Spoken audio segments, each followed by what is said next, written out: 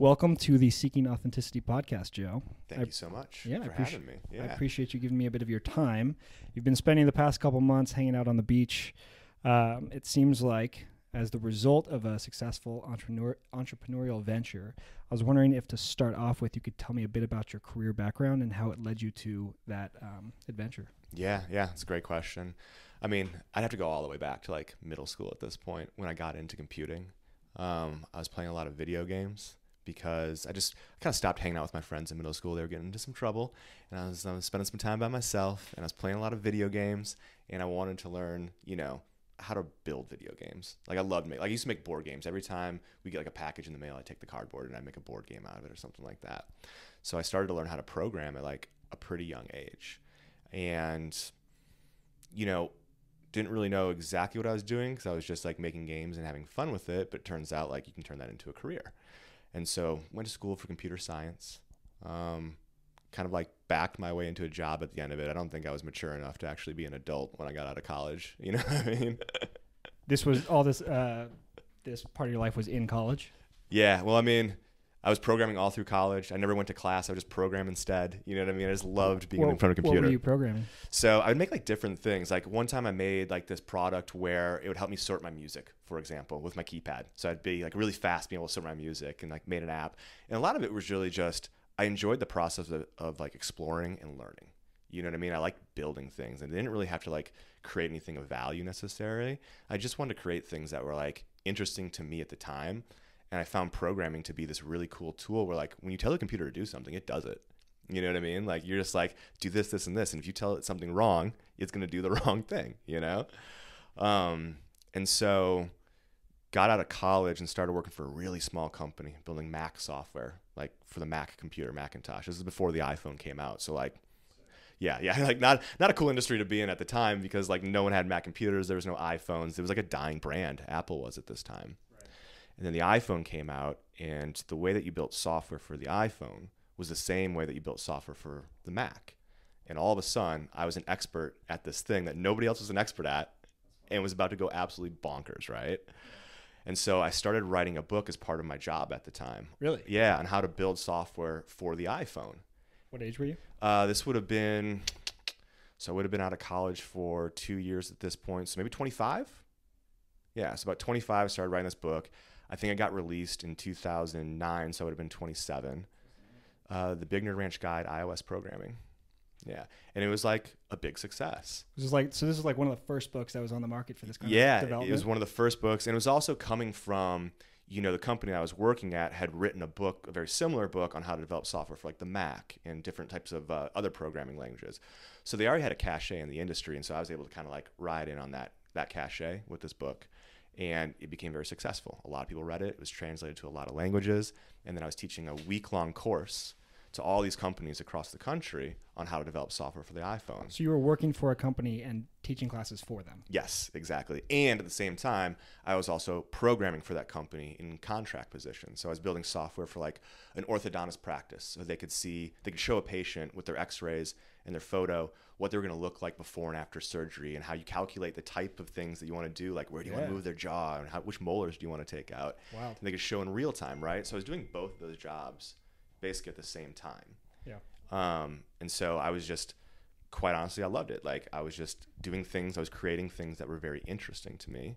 And, that went on for like 6 years at that company, to the point where I realized, well, everything I'm doing at this company, I could just do it on my own. You know what I mean? I could do the exact same thing this company does. I'm providing services for folks that want to build software.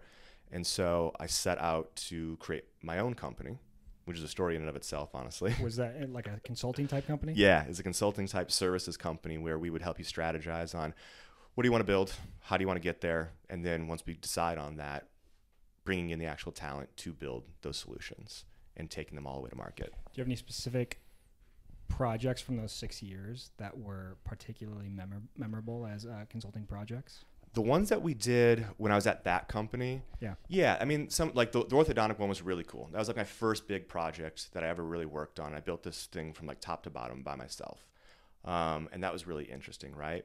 Built like the first ebook reader on the iPad for Pearson Education. Built the app for like AT&T's like cable like their Uverse. I don't even know if it's called that anymore, right? And those were like kind of interesting. You know what I mean? And then my company started doing the same thing. That's, I started my company to do the exact same thing. Right.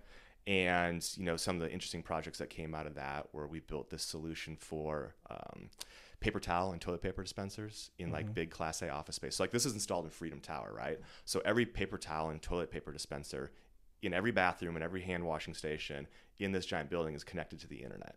Right. And it'll share how much paper is left in each one of these rolls.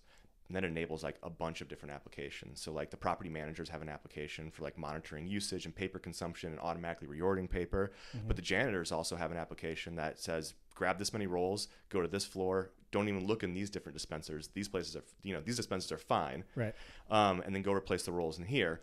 And that actually saved like a significant amount of paper. Like they cut down like a couple percentage less trees per year just based on the amount of the amount of rolls they don't have to change when there's like 10-20% left on a roll. Right. And so like those are the things I get really geeked up about, because you're using technology to not only solve like a real problem, but everyone's making money off of it. Like everyone wins in that situation. The property managers win, the building owners win, the company that built it win, we win for building it.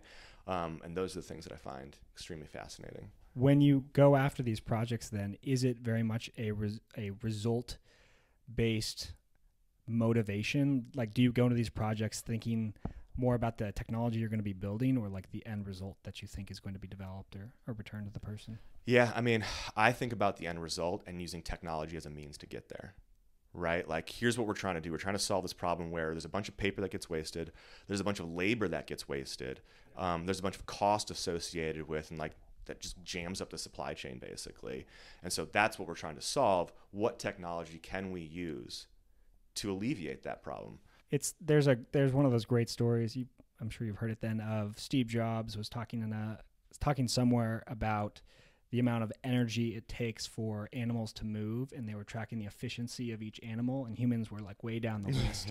But then when you put a human on a bike, we surpassed every animal on the planet. That's awesome. As efficiency goes. And so his point with that story was humans are tool builders, right? Yes. And the way we have evolved, I mean, it's fairly obvious, but is via the tools that we have created and not necessarily our mushy selves. I agree with that. I also think like to just expand on that and get a little bit loopy with you. Like if you look around, like all of life, every plant, every piece of fungus, humans, animals, etc. I actually think we're all like the same one big connected entity. And we as humans play a different role than a lot of the other parts of the animal and plant kingdom. Yeah. But it is to be tool builders, is to extend life past the point that biology can take us to. Like you have the biology industry, right? Biotech, which is like reverse engineering life and being like, how does this all work? And then you have like information technology and digital technology that's coming from the other side of it going, how do we recreate what life is in a more durable format that can extend much further and basically utilize energy much more efficiently than we can right now? What would you say is like the purpose of building those tools though? Is it simply to evolve where we're currently at? I think it's to ensure all of life, not necessarily humans. Like I think we're going to end up building our replacement, quite honestly. Like I think when you start thinking about like what computing is, what artificial intelligence is, humans, we have our problems. We're not the most efficient, as you said, by ourselves. And if you could take our consciousness and you could drop it onto silicon instead of, this biological carbon-based format that we have, I think you're probably gonna get a better result. And we're a temporary medium to extend the overall broader context of life further past the planet Earth. How do you define better though in that context? I mean, that's the thing. I don't, you know what I mean? Like there's enough suffering, I guess, that like without all the suffering would be great. But also like the sun's going to die out one day. We need to be somewhere else. I don't think we're going to take our bodies as they are and like transport them to another planet or something like that. I think we're going to find a much more efficient energy utilization process that takes all the good parts of humans potentially, but maybe is in a totally different form. Yeah, and I can go a whole bunch of ways down that path. I think there's too many. And you comment about suffering and I come from a place where, my sufferings have been much less than the vast amount of people in the world, but there's definitely the element of suffering being a source of meaning. One of my favorite books is Viktor Frankl, A Man's Search for Meaning.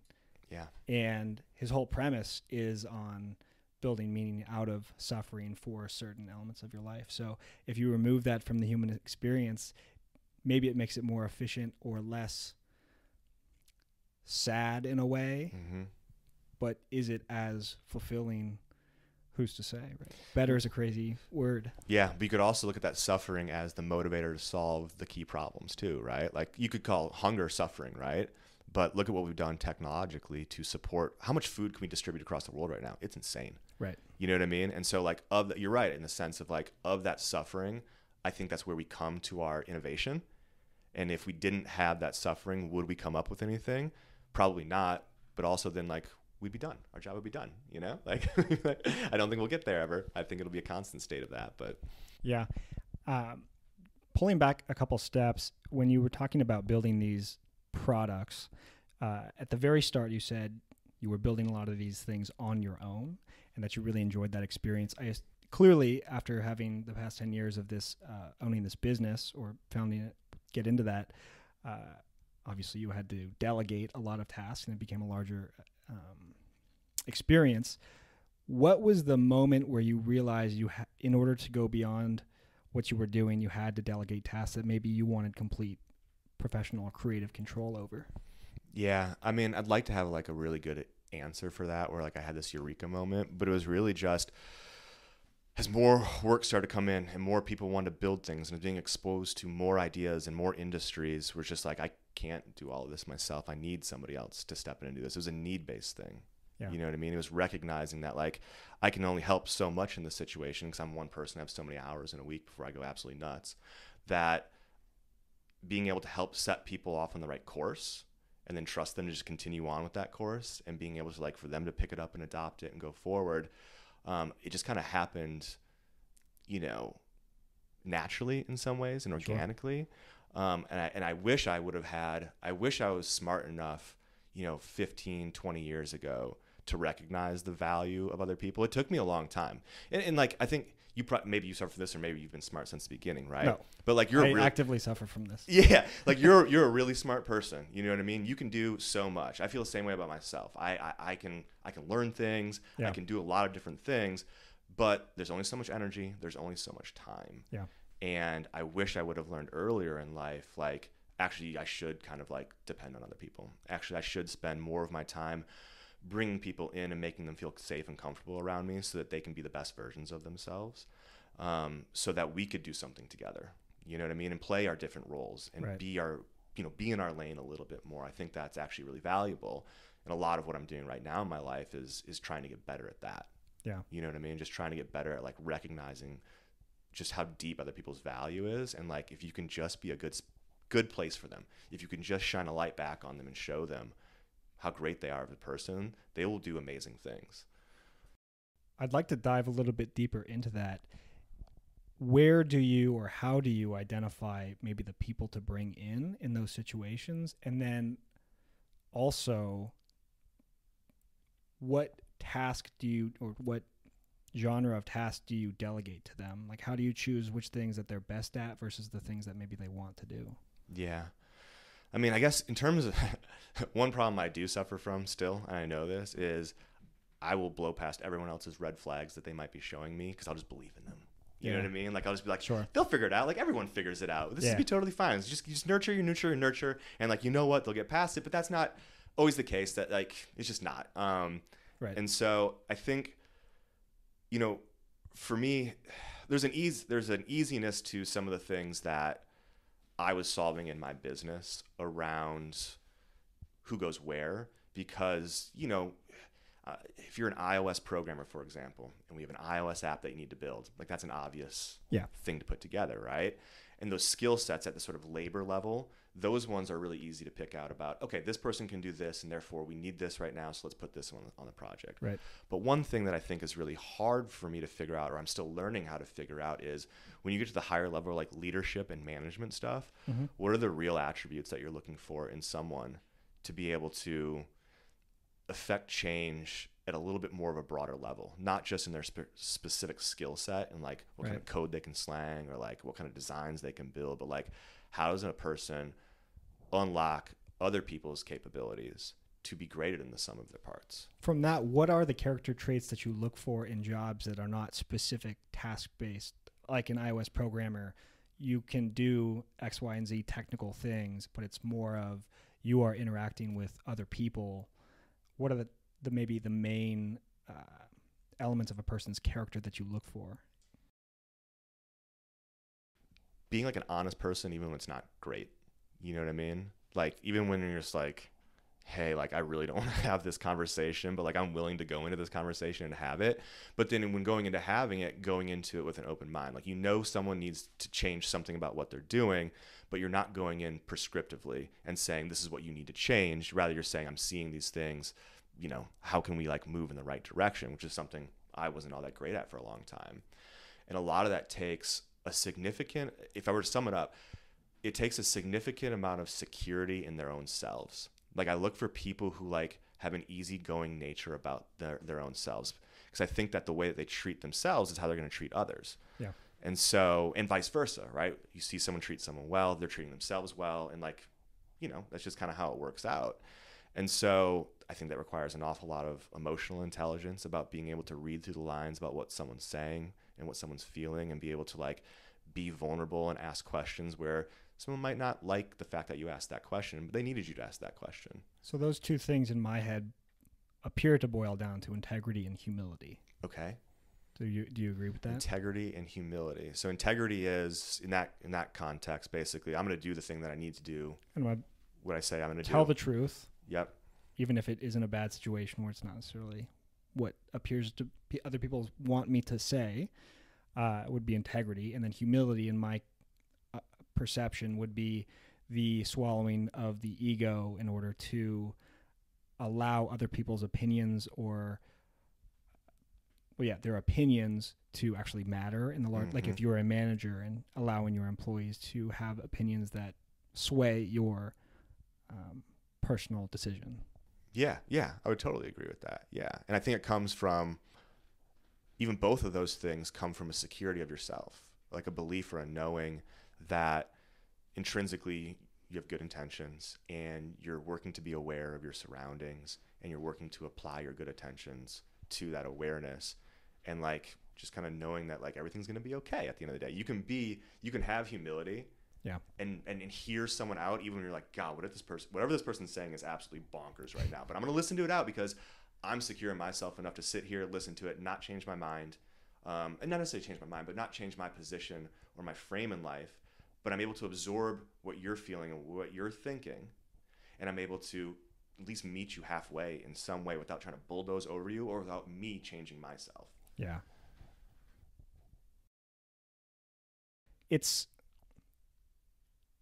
one thing that's been on my mind for the past month or so that I've been constantly reiterating on in reflection is this idea of humility in what you're talking about, of believing that your intentions are good or true and that you've created a level of talent or ability in some sort of some way, so you can implement some skill.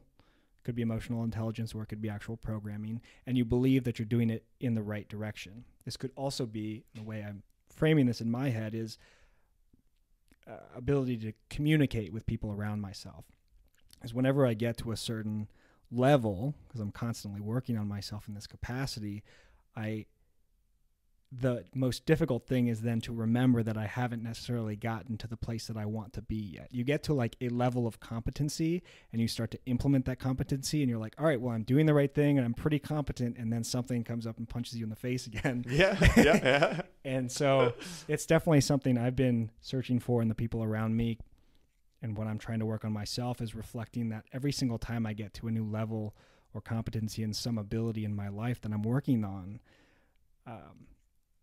I can't even see through the perspective of the people that are way better than it at me. Mm-hmm. Right. Mm-hmm. And so it's hard to say, I like the idea that there's always work to be done. I don't want to prescribe the mentality of never stop, like never be satisfied in that moment.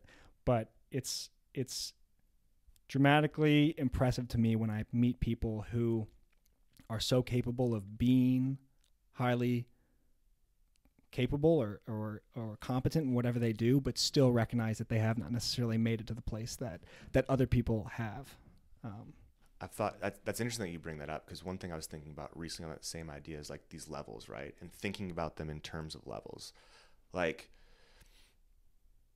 you know, I was a CEO of my own business. You know what I mean? I'm exiting that business right now, right?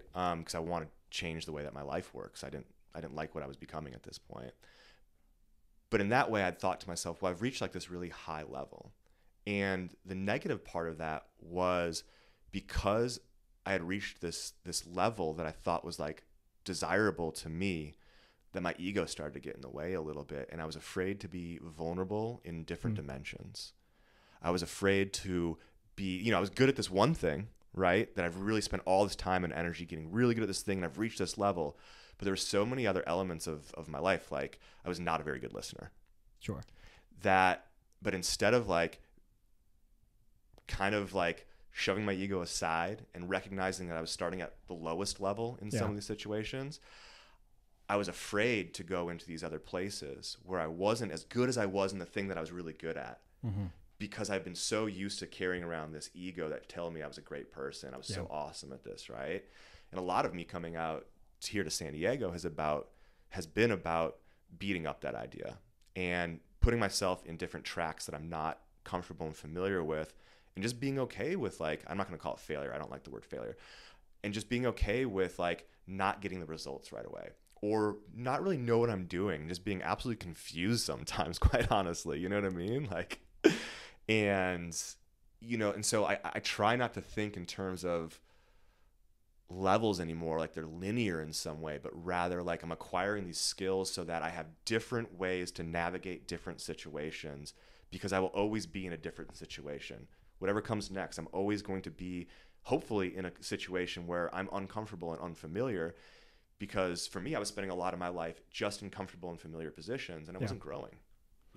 So, and I'm not going to be able to frame what I'm thinking eloquently, so I won't try. But the more abstract way I'm thinking about this. But what I like about what you're saying is it seems like it is more about the mindset that you're in than the actual skill set you've created or that's derived. That's a really great way of summing it up, honestly. Yeah, it's like, it's the mindset. It is I want to grow. I want things to change. I'm okay with change. I'm okay with differences. You know, I'm okay with like trying something else out. You know what I mean? If I keep applying the same thing over and over again, you know, it's just not fun. Why do you not like the word failure? Because I think it has the wrong connotation. I think like, how many times have I failed in my life? It's probably been a bajillion, right? Sure. Like just an absolute ass ton amount of failure. And like, I set my sights on this thing and I don't get it. But like, dude, I'm alive. Like, I'm in San Diego. Like, I have friends. Like, I enjoy my time. Like, what about my life has been a failure? Nothing. At the end of the day. And so like these little microscopic blips on the radar of like, maybe I didn't get this deal through fast enough, or we didn't, you know, maybe we just didn't get this deal, or you know, maybe I set out to build this thing and it looks like a piece of crap now. And like all those things that like I beat myself up about, like, who cares? Like, 10 years removed from it, I don't even think about those things anymore. All I remember are like the lessons that help me on the next thing. And so like, like it just seems so binary to treat it as success fail when like the world keeps moving. One of the main elements of what you're talking about, from my view, is that when you put yourself into the mindset of I have just failed, or I'm actively failing, or like a failure is about to occur, then it puts you into, going back to this mindset idea, it puts you into a frame of mind of fear. And fear-based decisions tend to be our worst decisions. Yeah, dude. Because they are impulsive and trying to, I think this is human evolution, don't cite me on this, but a fear is a emotion that we have evolved in order to escape. So it's a fight or flight response. And so if we put ourselves into that mindset of failure, or like thinking about what we're going to do is going to dramatically change. Granted, there are failures, but it's going to dramatically change the course of our life because of X, Y, or Z moment. We start to make irrational and poor decisions. Yeah, I very much agree with that. And I think I was telling our friend Bram about this recently. We're like, any decision I've made from a fearful perspective, like where I'm actually feeling the fear and I'm making the decision, those are bad decisions, right? But anytime I've been fearful about something and I've reflected on that, whatever's on the other side of that fear is like straight glory, dude. Like whatever, if I can conquer, get past this thing in a real reasonable way, and if I actually actively, intentionally, that's not a word, intentionally push through that fear in a way that really addresses that fear and is actually aware of what that fear really is at my gut level, then my life becomes immeasurably better after the fact. Like an example of this would literally just be skydiving. I'm afraid of heights. I'm afraid of all that stuff. And I got up in a plane one time and I jumped out of it.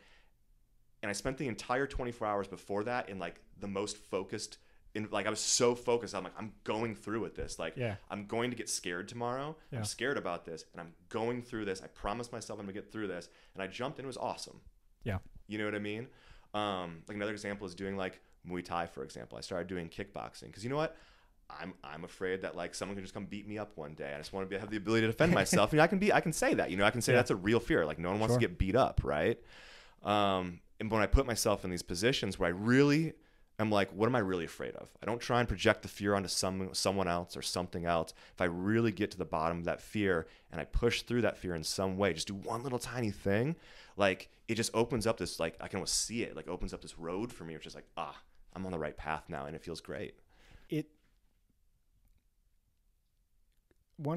A parallel to this is, and I think it comments on our earlier conversation about suffering, but hard times in general are so many. I mean, you have to push through difficult times in order to get to the other side. And a lot of, I think, real failure in life is the lack of pushing through like that difficult experience. I think that's exposes our feeling of resentment or shame or guilt. And those tend to be like the real failures is when we feel really bad. Yeah.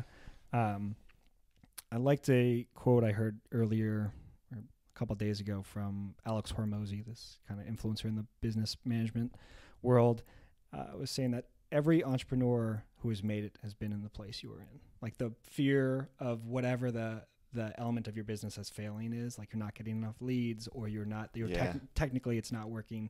Whatever element of your business is working, just a parallel. It's like every entrepreneur, most of them have been in that place, and the reason that they made it is because they pushed through that element or that experience. Yep. I would agree with that. I would agree with that too.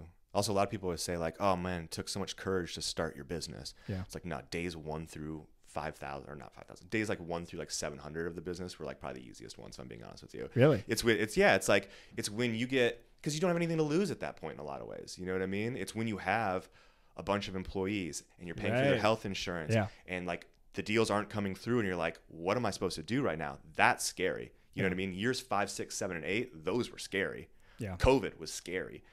Starting the business just felt like, whatever, man, let's go. You know? It reminds me of a story. A family friend, very successful businessman, and he started a company with a series of people, and probably 3 or 4 years into it, he told me that it was like the last bit of their money that they had left, and they were trying to get acquired, and the last money that they had, they spent on like the bonuses for the people before they went to Christmas. No one knew it was like the last of the money. And at their Christmas party, they hadn't told anyone yet, but they were like, the 4 of them who were the founders were like, this is possibly the end. We're going to give these people these bonuses. And then hopefully, when the new year comes, something comes through, but we're probably going to have to lay off. This business is going to be gone. And they had the people who acquired them came in the next morning. No shit. Yeah. but I can't, the scale of that emotion that those people were feeling in that Christmas party. Yeah.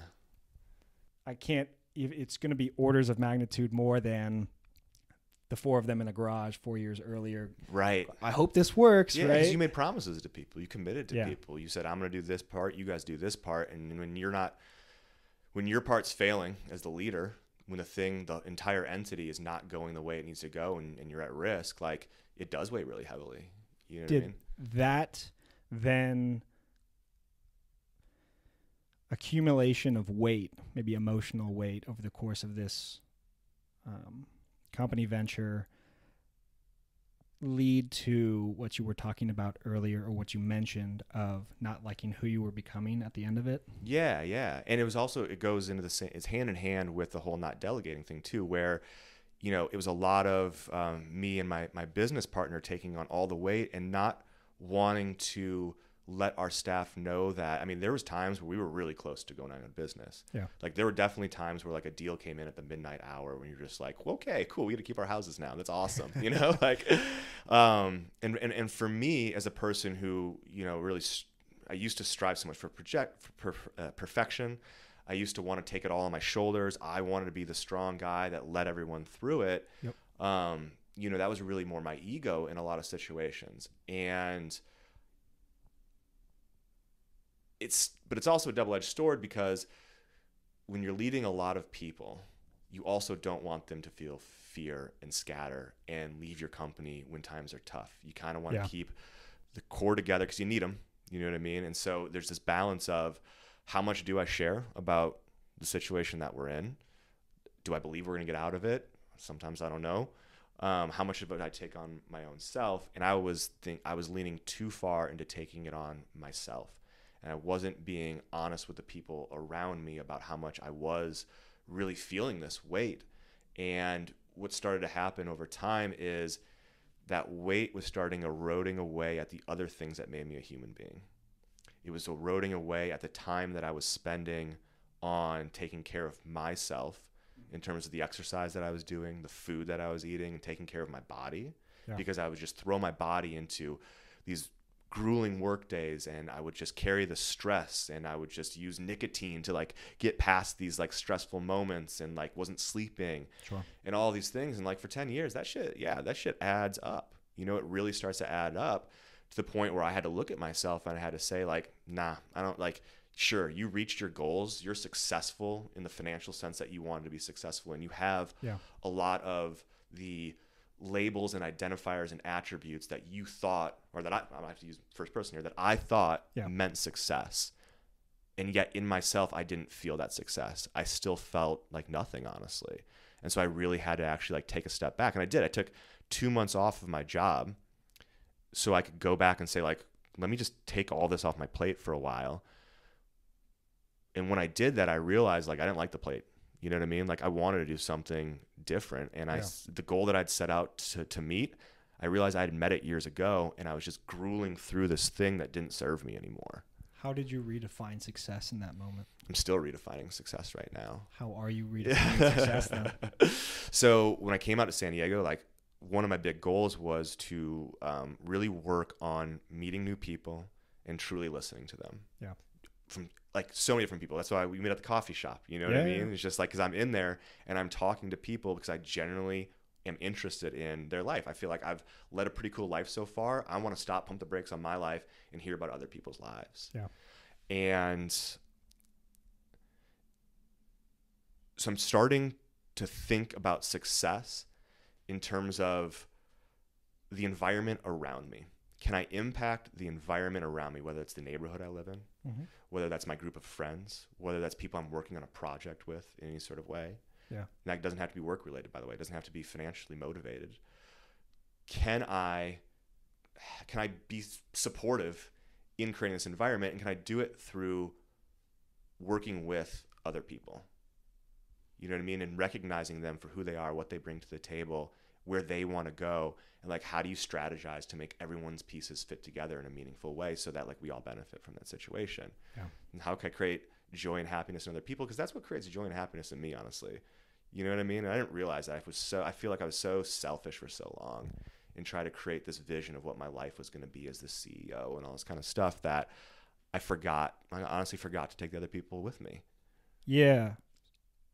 A handful of things you've mentioned all kind of support one general theme, I would say, which is some topics have been a importance on vulnerability, integrity, humility, listening, and other interpersonal skills, which I would say support this general theme of this idea of connection that clearly is one that you have drawn a link to between connection, like the people around you and how connected you are to them, and the success of your actual overall life, or maybe life fulfillment. Yep.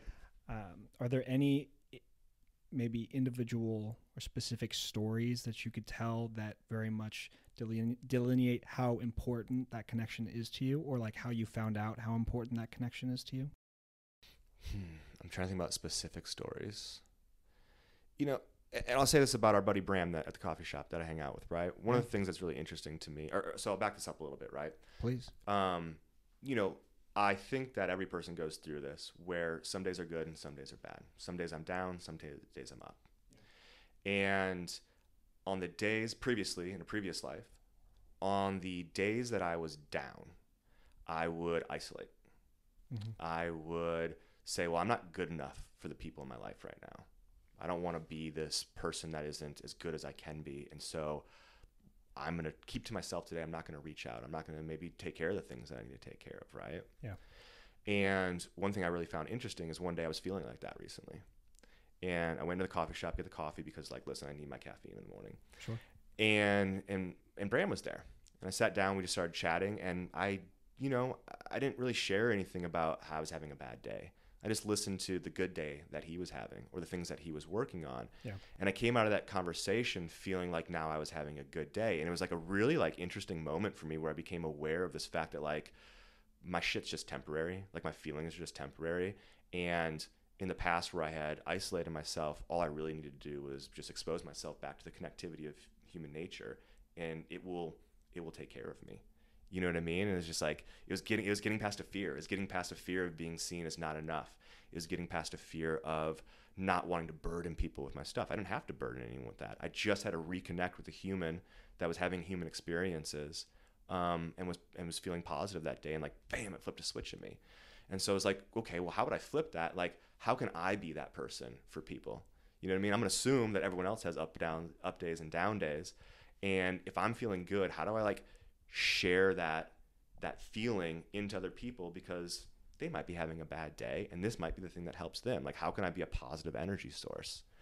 And then for me, it's just like, well, that's all that really matters at the end of the day, is that connectivity, is being connected to that mesh network of people that exist. Because I don't know, I don't think there's a bigger purpose. Like, there might be a bigger purpose, but I don't know if I'm ever going to know it. To me, that seems like a phenomenal purpose. I agree. What is the emotion, or could you compare the emotions you feel in a state of isolation versus the emotions or feelings you get when you're in a state of very interconnected? Ooh, yeah. I mean, isolation feels like it's depression. It's a cloudiness. It's no motivation to move that inertial barrier to do things. You know what I mean? Like, I will know that I need to text somebody back, and I'll sit there for 6 hours and not text somebody back. You know what I mean? And it's like building up in my mind, and then it's just like beating myself up of like, why aren't you doing this thing? You're supposed to be doing this thing. Like, you loser. Like, you know what I mean? Yeah. And then it's like it feels like the walls are caving in. My breath gets short. I'm bouncing back and forth between what I call low self-esteem activities. You know what I mean? Maybe I'll watch TV or something like that. Maybe I'll turn off my phone that's ringing in the background right now. And I don't. In those moments, I don't love myself. And when I think about loving myself, I don't invest in myself. I don't use my time and energy to do things that make me feel good and whole and all that kind of stuff. Versus when I feel connected, like I generally feel like a tingliness in my neck when I feel connected to people. Like, you know, what physiological. Yeah, response. Like, you know what ASMR is? Have you ever heard of that before? I have, yeah. Yeah. So I'll watch that and I'll get tingly, dude. But I can do the same thing. How would you define ASMR? Watching someone be authentically doing their thing without receiving any judgment from anyone else, usually with their hands is what works for me, gives me a sense of deep euphoria. Interesting. Just watch this person be like, I think people that like cut hair, people that give massages, people they're so in the moment. They're so in the moment, and they're so dedicated to this dexterous craft. Or watching like Bob Ross paint, for example. Yeah. Like all that kind of stuff. Ross. It just makes me feel good inside, because that's a human being at the center of their being, expressing themselves in the way that they are best able to express themselves. Someone else is enjoying it and benefiting from it, and everyone's winning in that situation. Yeah. And so I feel that. I can feel that very deeply. And I can feel once I start to feel that way, I start to feel very motivated to do things. Yeah. I am very proactive about reaching out to people in my life and just trying to improve their day, just sending them a text message, how you doing, this kind of stuff. I get tasks done so significantly better. And so I realized that like the energy that we share as human beings, that connected network, is really, really important. Like it's like a driving, motivating force for me, and a lack of it feels like death. So isolation is death, connection is life. Yeah. Yeah. I think that's a great way of summing that up. I think my therapist would say something similar to that. When you look at human behavior and humanity in general, I would say it's fairly well established. We're social beings. Right. That was one of the reasons why the pandemic was so difficult, is people were forced to isolate, literally. Yeah. That was the whole shtick. And I think that caused a great amount of depression, which is this taking on the state of mind, as you're talking about, of death, disregarding the anxiety and everything else that came out of that situation. But it was the lack of interconnectivity which makes us, I would say, go toward the path of, or the state of mind of, a lack of life, a lack of energy, or a lack of enthusiasm. I agree. I even think, obviously where I was in Atlanta, Georgia, we didn't have the same level of like lockdowns as I think here in California. Mm-hmm. But I do think I came out of that reaching probably a lowest isolation point in my life as well. Yeah. Coming to what flipped a switch for me in a lot of ways too was that experience of recognizing connectivity is kind of necessary. But it also flipped a switch in me recognizing that even before COVID and all that kind of stuff, modern American life is very isolating. It's this idea, I know so many people, and I was this way as well, where they isolate into their relationships, they isolate into their homes, they isolate into their small nuclear family and their business. Yeah. And there's just like, you just kind of get boxed out, and you basically become a cog in this like GDP wheel of what? Like, you know what I mean? Like it's not beneficial to life to like go to work for 12 hours a day, come home, watch a little bit of TV and conk out and maybe high five someone. You know what I mean? Like, we need so much more than that. The United States of America is the best place in the world to create a financial success or financial wealth. It is not necessarily the best place in the world to live in. It's not the best place in the world to live in all respects of life. And I think that growing up, especially like I grew up in Silicon Valley, is the entire mindset is around financial or technical success. And it's very important for us to remind ourselves how important the rest of our life is, from our connection to the people around us and to the connection to the world, or like physical, geographic world around us. Because yes, it's good that the United States is such a wonderful place to make that kind of success. Like you really can make anything of yourself, but it is very isolating in that sense, as if success is only shown as financial or business success. Like in the Bay Area, how big is your IPO, right? Then it's easy to either forget or not even ever be aware that the rest of life is that much more important. When you have friends that you see, or acquaintances that are in this state of, I would say, going away from life or lack of enthusiasm, how do you, or how can you show them the importance that you've clearly found in your life of connecting with the people around you? It's a great question, because like my answer like 3 or 4 years ago would be like, instruct them. Well, no, it'd be like, let me tell you what you need to do, and you need to be doing this, and this, and that does not serve anybody. Yeah. You know what I mean? When someone's in a position where, because they know their life way better than you know their life, so you're trying to give them like unsolicited advice, or even solicited advice, honestly, is not going to work. So now like I have this very deep sense of belief that like a person can only make change themselves. You can't change another person. And I have friends like this, and the only thing I can do for them is listen to them, be supportive of the things that they are doing right, and ask them questions about the things that are bothering them. Yeah. No more prescriptive statements after that. I'm not going to come and say, well, I did this and therefore you should do this, because my experience was so much different. I might be in a completely different place in terms of awareness, resources, my emotional state, the connections that I already have in my life, where my advice just will not make any fucking sense. All I can do is just be a person there to listen to them. And like maybe over time they might ask me about something specific, and I can share with them like, okay, cool, like that makes sense. I've heard a lot from you in the last couple of weeks about this. Have you thought about this? But it's always a question. It's always a series of whys. I've changed so much from wanting to tell someone to wanting to understand them. And I think it's in programming. Have you heard of the concept of rubber duck programming? No.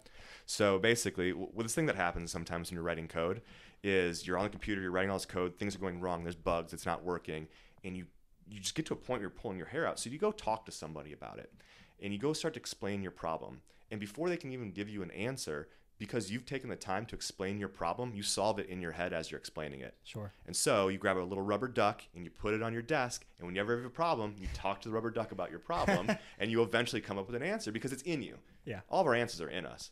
You know what I mean? Like, I'm not going to create some sort of new worldview for someone.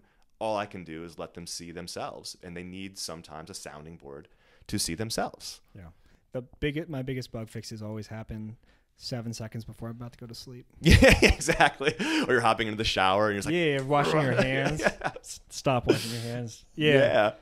But people won't, I think the challenge is, and one thing that I experienced myself in that, and at times I've been a good leader and at times I've been a bad leader, you know, and I can recognize some of those times. And in times where I was prescriptive about what someone should do, that meant I wasn't listening to them. And when people feel, and I feel this way, I think everyone feels this way, when people feel when they're not actually being listened to, maybe when they're just being preached to in some way, then they don't actually they're not going to share their actual problem. They can't use you as a sounding board in the situation because they're protecting this thing that they're feeling vulnerable about from you at this stage, because you're not being vulnerable with them. Yeah, you're not being vulnerable with them. You're not giving them a place where they can open up and actually explain the problem. When they start digging into the problem and start sharing it and you're pushing back at them, they don't dig any further. And like for me, I just give people the grace of like, if you have a problem that you're suffering with right now, it's a struggle for you. I doubt in the first 15 seconds of a conversation, are you going to perfectly articulate it to me? Right. You need some time to wiggle around with that. You need some time to like say the wrong thing, catch yourself, talk about something different, and have someone just kind of listen to all of that before you get to the point where you can say, you know what, my problem is this. Yeah. The thing I'm really trying to solve is this. Then you can look for a solution. It's one element of society right now that is really difficult. It's a broad way of putting it, but is the lack of open conversation. Is so much conversation, I think, in between people, definitely on social media. This is like, here's my 45-second video or clip or whatever it is, and then period. That's the end of my statement forever. Mm-hmm. Is just not how the world works. And so I think, and this is something I've been trying to get better at recently, is the creation of open conversation, of recognizing that no conversation is fully ever closed. There's no real period at the end. You can ask a question and let the person, it's valid for them to say, I don't know. Let me think about that, and I'll get back to you next time we talk, or in a month when I really have time to think about it. But I don't think that we give each other the grace and give ourselves the grace to not have a conclusion, to not have a period at the end of our statement, metaphorically. I think that's an even better way of how I was describing failure earlier. You can't really fail because there's no period at the end of the sentence. Right. There's no end game until we're dead, right? And even then, I'm not going to know what happens because I'll be dead. Yeah, and this is likely found everywhere in society, but definitely in America, is the rush to get wherever you're going influences and creates these fear-based decisions like we were talking about earlier. It's the lack of recognition that there is time. Mm-hmm. You have more time. Sure, maybe certain things are going to happen in life where a period gets pushed onto you, but by and large, you almost always have more time to make a decision or to change your thought or to come back to a conversation. And the lack of recognizing that time puts us into the fear-based mindset to make irrational I like that take. And controlled decisions. I like that take. And I also think too, in that same context of when you talk about like social media and that kind of stuff, it's such a one-sided conversation. Yeah. And I think people are really lonely right now. Like that's one thing I would like, even people who have like, they can be married, they can have like full-on relationships, but they might not be being themselves and they're deeply lonely. Yeah. And when you're deeply lonely like that, no one's listening to you. And at the same time that no one's listening to you, the entire world is squawking at you about what you should believe. They're instructing, they're preaching, they're telling you these things, and no one's listening to you back. And I don't think we have a lot of tools for that. I don't think a lot of people recognize that's a thing. Yeah. And I feel like it's pushing people further into isolation and making them more quick to react in those situations where they need to get their voice heard right now. This thing bothered them. You got to get your voice heard right now. And it's like, if you had a couple friends that you could like talk to, it would really smooth out some of this sharpness that a lot of people are feeling, where they feel like they need to be heard. Yeah.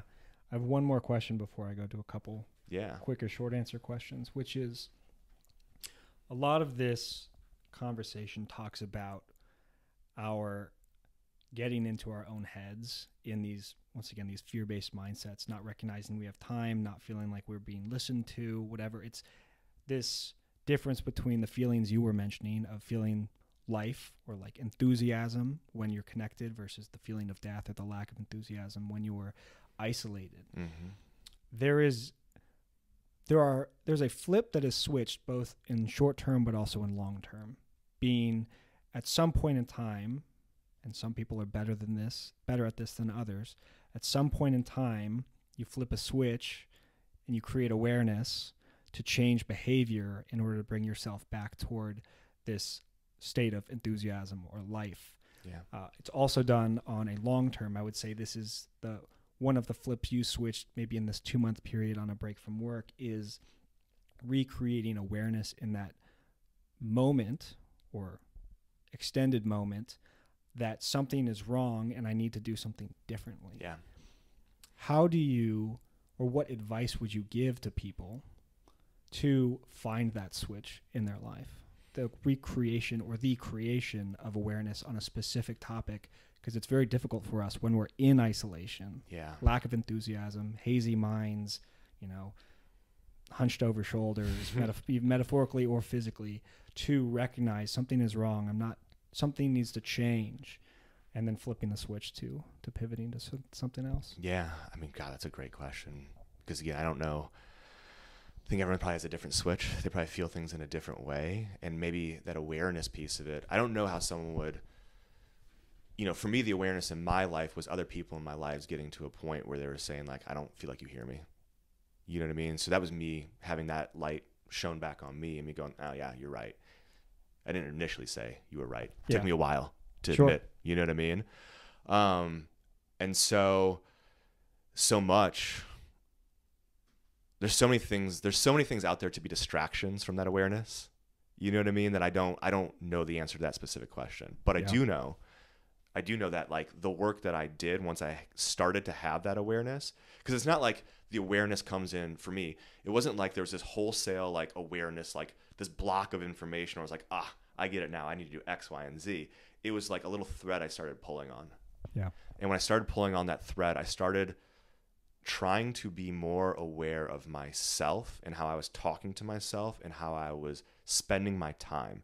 And then I started thinking about, okay, like if I'm treating myself inside my head this way, if I'm calling myself a failure, if I am thinking that, if I'm purposely isolating myself and I'm afraid to be vulnerable, I'm sure everyone else feels that too. So I'm not going to go out and burden other people with this shit. How can I start to create a sense of safety and security in myself?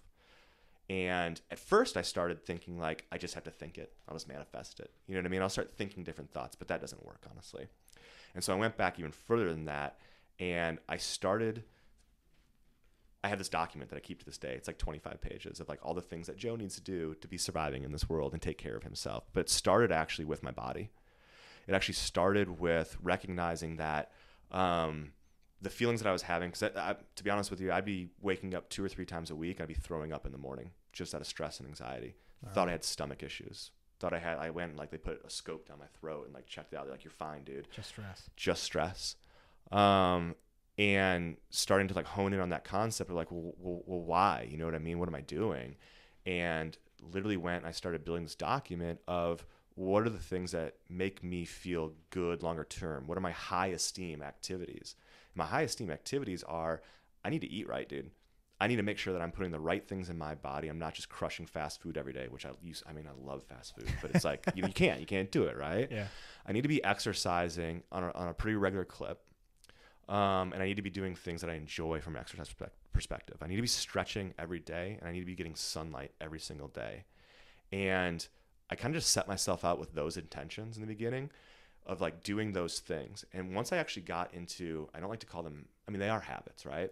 But once I actually started getting into doing those things more regularly, like I didn't schedule them. It's not like I have to work out at 6:30 in the morning every morning or else I'm going to lose it. It's like, no.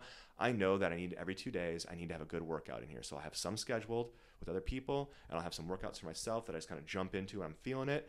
And sometimes they're 10-minute workouts and sometimes they're 3-hour-long workouts. Yeah. But I just kind of listen to my body and do what I need to do in those situations. And once I could see the difference in my mental state from those things, then I thought to myself, okay, these are things that I need to codify in my life. Yeah. These are things that are non-negotiables in my life. I cannot take care of other people or help other people if I cannot take care of or help myself. And these are the things that I need to do to be in a state of neutrality so that I can be an additive voice to someone else's life, because otherwise I'm beating up on myself, I'm negative myself, I'm draining energy from people. Yeah. I want to be having an abundance of energy and security that I can share with other people. And that starts at, for me, taking care of my body. And it's been a world of difference. And so when I did that, there's a couple pages on what do I do to take care of my body? What are the key elements of that? Then there's a level of that. Am I taking care of my mind? Am I taking care of my relationships? Am I taking care of my resources? It's like Maslow's hierarchy of needs, basically. Yeah. And what I realized is I couldn't skip ahead to what does it mean to take care of my mind? What does it mean to take care of my relationships? What does it mean to take care of my resources? I couldn't write down the things that I needed to do in those categories until I had started to get really good at the base category of my body. So once I started to really turn these things into habits and patterns of taking care of my body, all of a sudden the other stuff just started to unlock itself. And I was learning about myself because I had all this energy that I was able to use on myself about my awareness and other people and listening to other people. And then all of a sudden I was building this document. I was like, these are the things that I need to do to take care of my relationships. Sure. These are the things I needed to do to take care of my mind. And it kept building and building from there. So I do view it as this pyramid of building myself back up in this way. And from the root level of it's taking care of myself. Your health comes first. Health comes first. Fantastic, man. Yeah. Really appreciate that. I will end it there. Thank you for sharing some time with me. It was a fantastic conversation. Always good to see you. I really appreciate your perspective. Yeah, man. Thank you. Thanks.